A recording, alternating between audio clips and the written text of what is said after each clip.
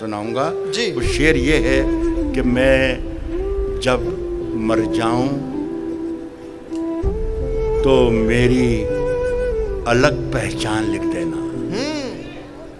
एक एक शख्स शरीक हो जाए तो मज़ा आ जाए। यहाँ मेरे बहुत ही मोहतरम लोग भी बैठे हैं। अगर मैं जब मर जाऊं तो मेरी अलग पहचान लिख देना। सुनिए मेरठ वालों, मैं जब मर जाऊं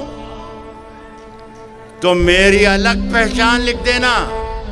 मैं जब मर जाऊं तो मेरी अलग पहचान लिख देना। लहू से मेरी पेशानी पे हिंदुस्तान लिख देना। जिंदाबाद। वाह। मैं जब मर जाऊं तो मेरी अलग पहचान लिख देना।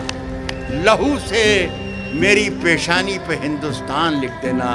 मैं वहीं पर आ रहा हूं जहाँ फिर गज़ल छोड़ी थी कि ये साहिब मस्जिद हैं, कल नहीं होंगे, किराएदार हैं, ज़ाती मकान थोड़ी है।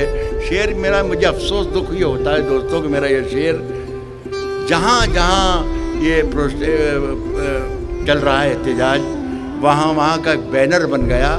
लेकिन अफसोस ये है, दुख ये है कि इस शेर को लोगों ने एक मुसलमान का शेर बना दिया।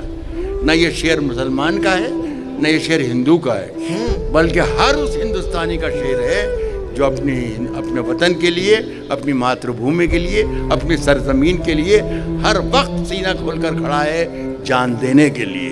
ये शेर उसका है। मैं सुना रहा हूँ आप सब दोस्तों को और इजाज़त चाहूँगा। किराएदार हैं, ज़ाती मकान थोड़ी है, अगर खिलाफ है होने दो, जान थोड़ी है। ये सब धुआं है, कोई आसमान थोड़ी है। सुने के सभी का खून है शामिल यहाँ की मिट्टी में। सभी का खून है, हिंदू, मुस्लिम, सिख, ईसाई, जो लोग रहते हैं, जितने लोग इस देश में रहते हैं, सब ने इस देश को आज़ाद किया है।